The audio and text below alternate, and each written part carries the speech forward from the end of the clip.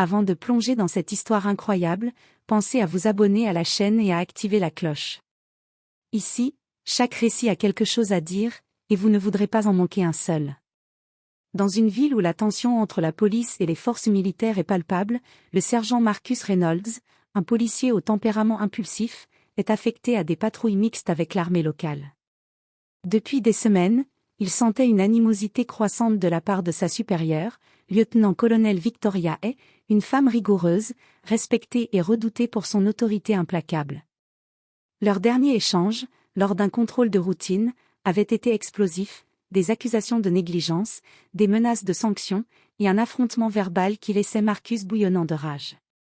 Ce jour-là, un simple appel d'urgence sur un braquage en cours allait faire basculer la situation. Alors que la tension montait sur le terrain, Marcus, submergé par sa frustration et un sentiment d'injustice qu'il portait depuis des mois, fit le geste irréfléchi, il braqua son arme sur Victoria, sous les yeux de ses collègues médusés. L'instant fut à peine suspendu dans l'air, avant que la chaîne de commandement ne prenne une décision immédiate. En quelques secondes, Marcus fut désarmé, menotté et escorté hors du poste. Son comportement lui coûta non seulement son emploi, mais aussi sa carrière dans la police et sa réputation dans la ville entière. Mais ce n'était que le début. Derrière cet acte impulsif se cachait une vérité plus complexe, des pressions internes, des secrets de l'armée et de la police, et une enquête qui allait révéler que tout le monde n'était pas aussi innocent qu'il le prétendait. Le soleil de l'après-midi projetait ses rayons sur le commissariat de Riverside, une ville où chaque coin de rue semblait porter le poids des conflits passés. Marcus Reynolds, 32 ans, policier depuis 10 ans, entra dans le hall du poste avec un mélange de colère et de fatigue. Les dossiers s'empilaient sur son bureau, mais ce n'était pas la paperasse qui le tourmentait, c'était la tension permanente avec sa supérieure, lieutenant-colonel Victoria Hay. Victoria n'était pas seulement stricte, elle semblait surveiller chaque mouvement de Marcus avec une suspicion constante. Chaque erreur, chaque retard, chaque hésitation était pointée du doigt. Marcus, lui, avait toujours été loyal, mais il sentait que ses efforts ne suffisaient jamais. Ce jour-là, une simple vérification d'armes et de protocole dégénéra. Marcus avait signalé un problème mineur avec son équipement. Victoria, dans son style habituel, l'accusa d'incompétence devant toute l'équipe. Le ton monta, les mots devinrent acérés, et Marcus sentit la colère bouillonner en lui. « Vous ne comprenez jamais rien, Reynolds, hurla Victoria. « Je fais juste mon travail, répondit Marcus, la voix tremblante mais ferme. Les collègues observaient en silence. Marcus sentit une rage incontrôlable monter. Il était fatigué de toujours être rabaissé, de ne jamais être reconnu. Dans un réflexe désespéré, ses mains tremblantes saisirent son arme de service. « Reculez, Hay !» cria-t-il, le visage rouge de colère. L'air sembla se figer.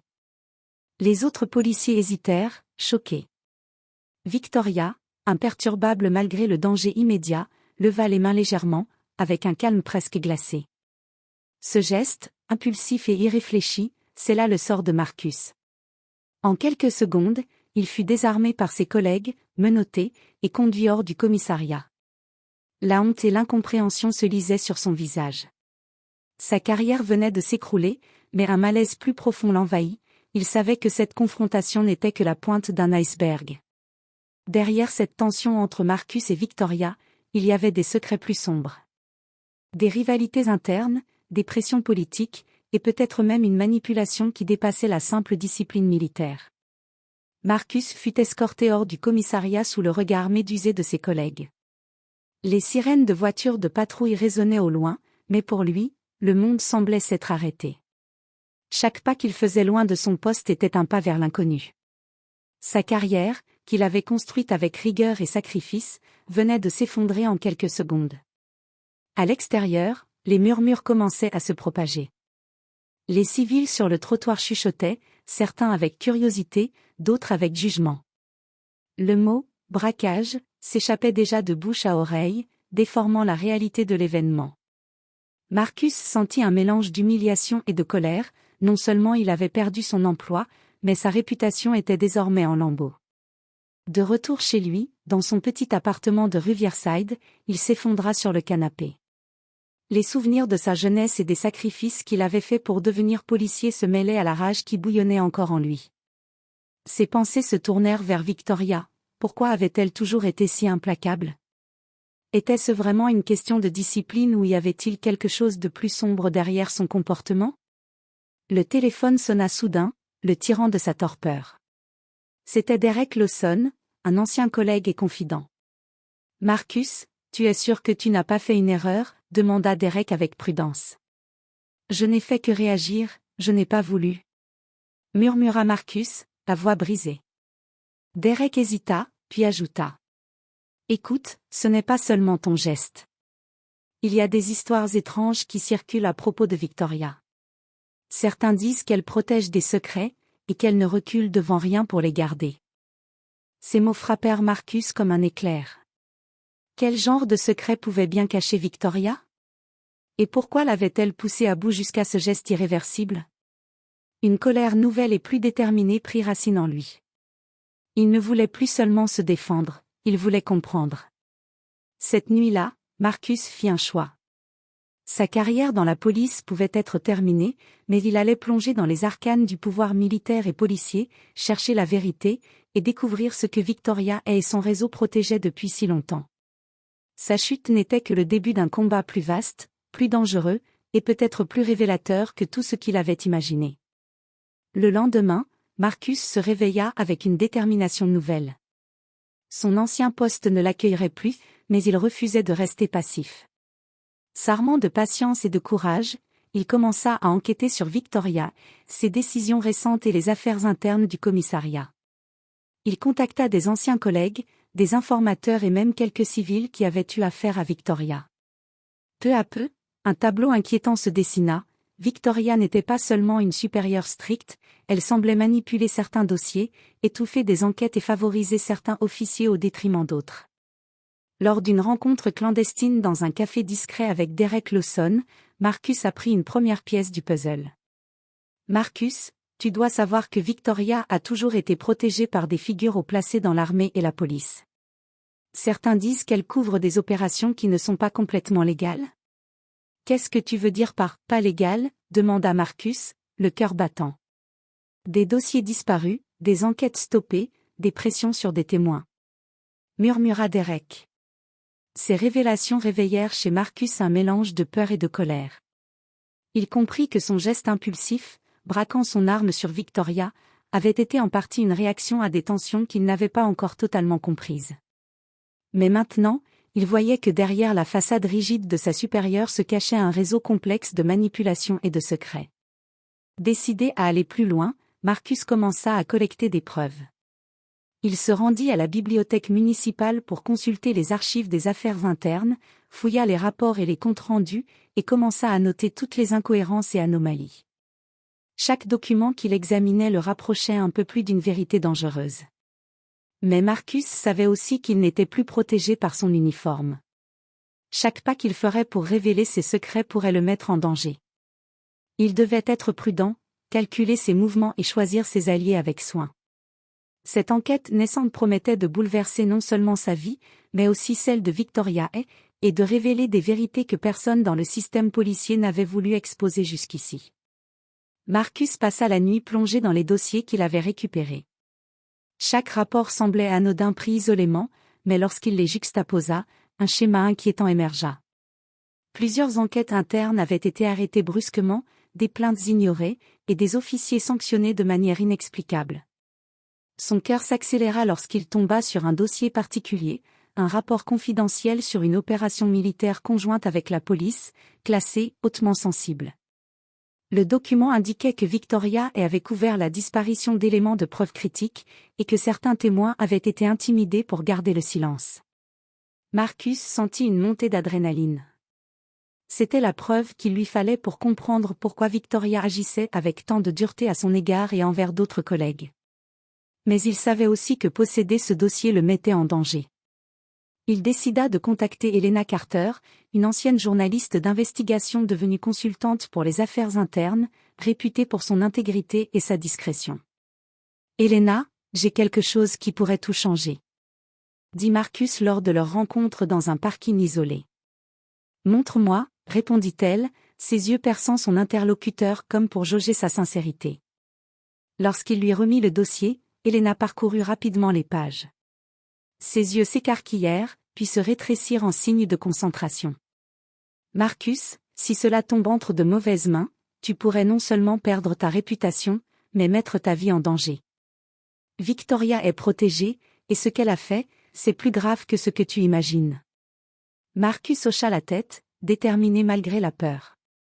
Il savait que sa carrière était déjà terminée, et que rester passif n'était plus une option. Avec l'aide d'Elena, il pourrait exposer la vérité, mais chaque pas serait risqué. Alors qu'il parlait, un frisson parcourut Marcus. Depuis quelques minutes, il avait la sensation d'être observé. Les rues sombres de Riverside, qui semblaient désertes, cachaient peut-être déjà les yeux de Victoria ou de ses alliés. Chaque mouvement devenait une danse avec le danger, et Marcus comprit que le jeu venait de commencer. Marcus et Elena passèrent la matinée à élaborer un plan discret pour sécuriser les preuves et vérifier chaque document du dossier. Ils savaient que la moindre erreur pourrait alerter Victoria et son réseau, et qu'une fois repérés, leur vie serait en danger. Alors qu'ils s'apprêtaient à quitter le café où ils se retrouvaient régulièrement, Marcus sentit une présence derrière eux. Un homme en costume sombre, le visage partiellement caché par des lunettes de soleil, les observait depuis la terrasse voisine. Il avait l'air trop attentif pour être un simple passant. « Marcus » murmura Elena en serrant légèrement son bras. « Oui, je l'ai vu. »« Restons calmes. »« On ne peut pas paniquer, » répondit-il, la voix tendue. Ils prirent des chemins séparés pour éviter d'être suivis, mais la menace était claire, Victoria ou ses alliés savaient que quelqu'un s'intéressait à ces dossiers sensibles. Marcus sentit l'adrénaline monter, mais il savait qu'il devait avancer.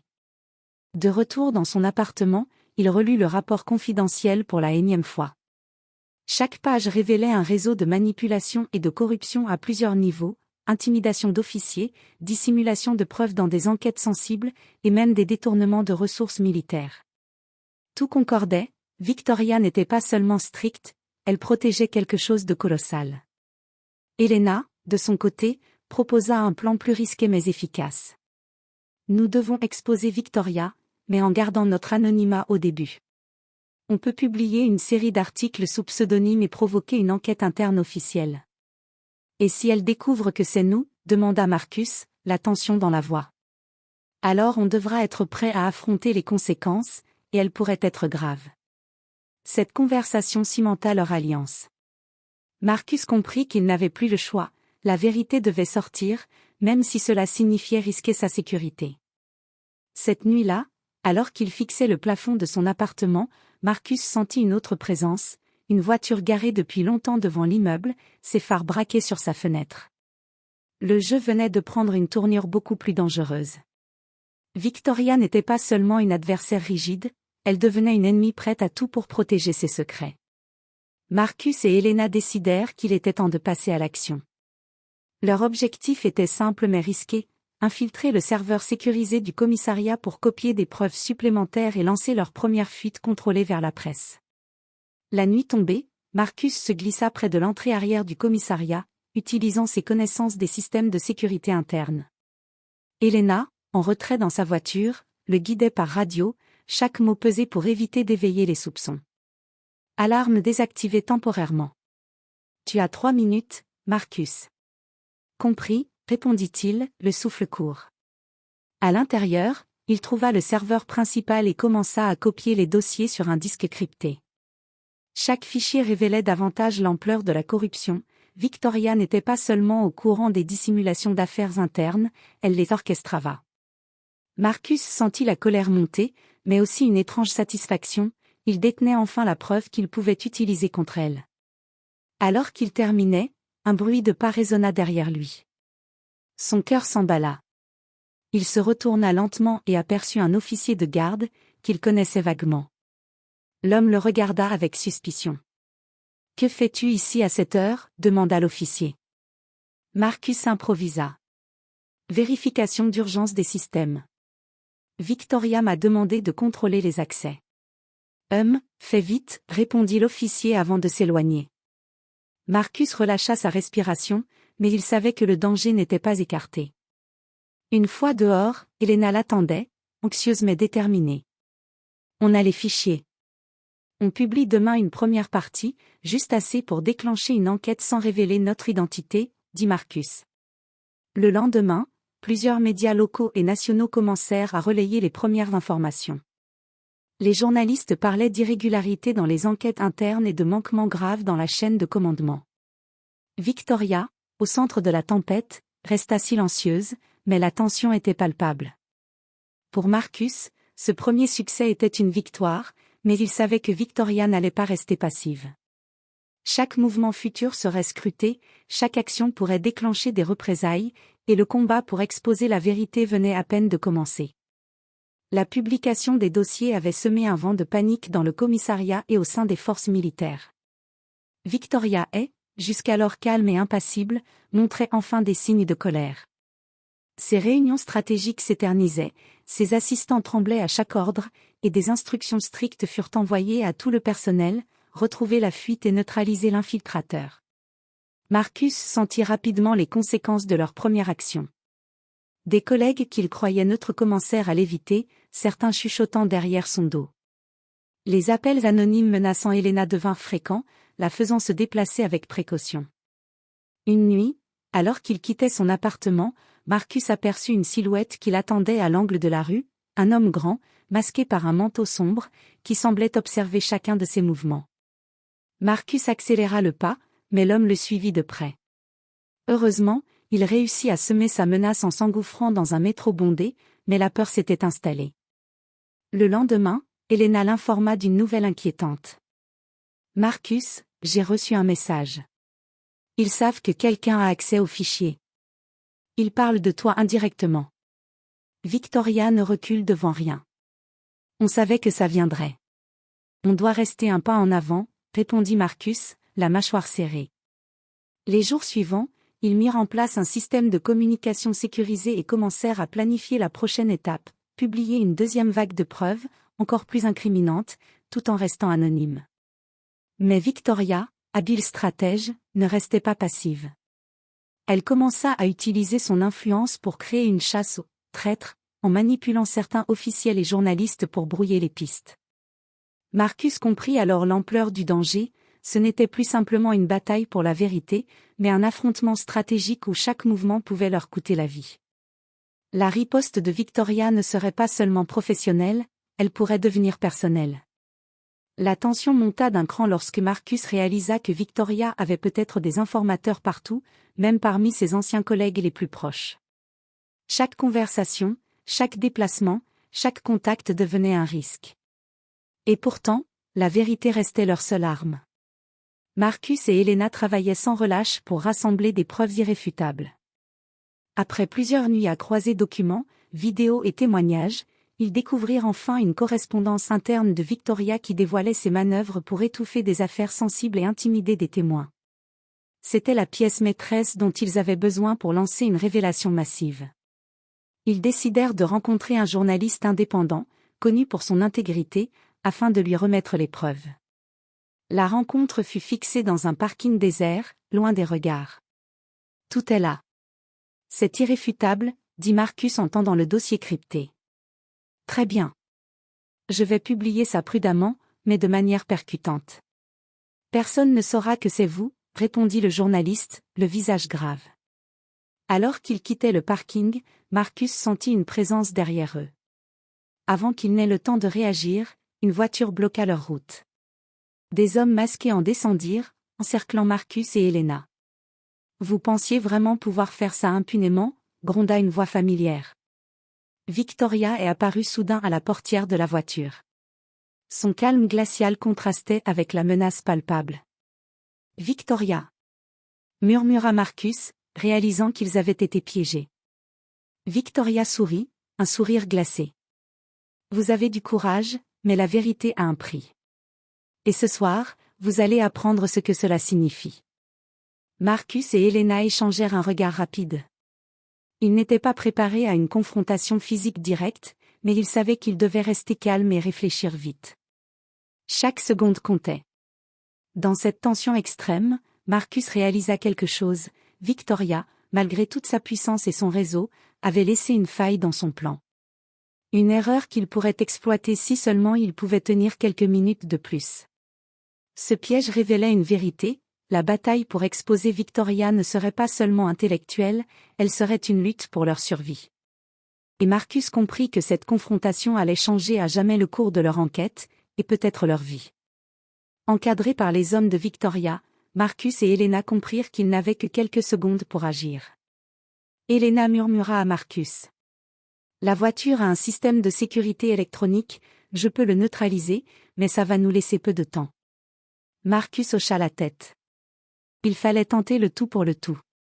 Tandis qu'Helena manipula rapidement un boîtier électronique, Marcus observa les hommes armés. Quelques instants plus tard, un léger déclic retentit et la portière arrière s'ouvrit, créant une brèche. Sans hésiter, Marcus et Helena se glissèrent hors de la voiture et coururent vers l'ombre d'une ruelle adjacente. Les hommes de Victoria tirèrent quelques coups de feu en l'air, mais ils étaient trop rapides et coordonnés pour être arrêtés.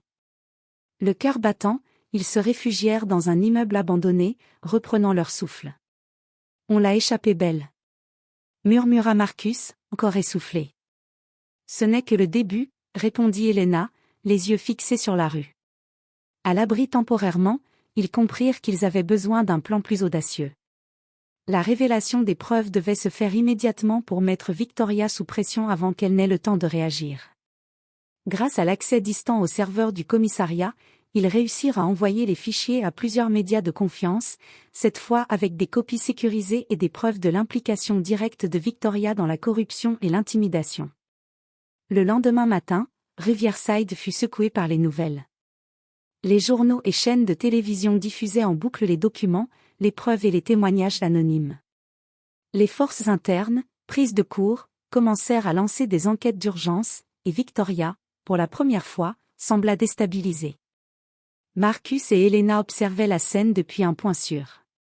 Le risque était immense, mais pour la première fois depuis le début de leur lutte, ils avaient l'avantage.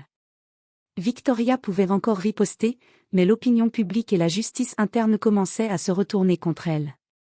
Marcus sentit un mélange de soulagement et de tension, le jeu n'était pas terminé.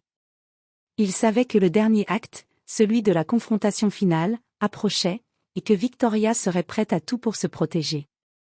Riverside était en ébullition. Les médias avaient publié l'ensemble des preuves compilées par Marcus et Helena, révélant les manœuvres de Victoria et son réseau de corruption. Les enquêtes internes, désormais sous pression publique, avaient commencé à cibler tous les officiers impliqués, y compris Victoria elle-même. Victoria, isolée et acculée, convoqua une réunion d'urgence avec ses alliés les plus proches. Mais elle savait qu'il était trop tard, les preuves étaient irréfutables, et son autorité s'effritait sous le regard du public et de ses supérieurs militaires. Pendant ce temps, Marcus et Helena, toujours en sécurité mais vigilants, observaient la situation évoluer depuis un lieu discret. Ils avaient réussi à rester anonymes, mais ils savaient que Victoria allait bientôt découvrir leur identité. Puis vint l'instant décisif. Les forces internes arrêtèrent Victoria pour interrogatoire, et des accusations formelles furent portées contre elle pour intimidation, falsification de preuves et obstruction à la justice. Pour la première fois, elle ressentit la peur et la perte totale de contrôle. Marcus ressentit un mélange d'émotions, colère apaisée, satisfaction intense, mais aussi un soulagement discret. Sa carrière avait été détruite, il avait perdu ses repères, mais il avait exposé la vérité et rétabli la justice. Helena, à ses côtés, lui sourit en signe de reconnaissance mutuelle. La ville de Riverside commença à voir des changements dans la police et l'armée, des audits furent lancés, des procédures réformées, et un message clair fut envoyé. Personne, même au sommet, n'était au-dessus de la loi. Pour Marcus et Helena, ce n'était pas seulement une victoire professionnelle, mais aussi personnelle. Ils avaient affronté le danger, défié la corruption et survécu à une confrontation directe avec une adversaire redoutable. Leur alliance, forgée dans le feu de l'action et du danger, était désormais indestructible. Alors que le soleil se levait sur Riverside, Marcus regarda l'horizon et murmura. La justice a un prix, mais aujourd'hui, elle a triomphé. Helena hocha la tête, et ensemble, ils savaient que, malgré les cicatrices laissées par cette bataille, ils avaient changé le cours de l'histoire. Et pour Marcus, ce fut la première fois depuis longtemps qu'il se sentit enfin libre, maître de sa vie et de ses choix.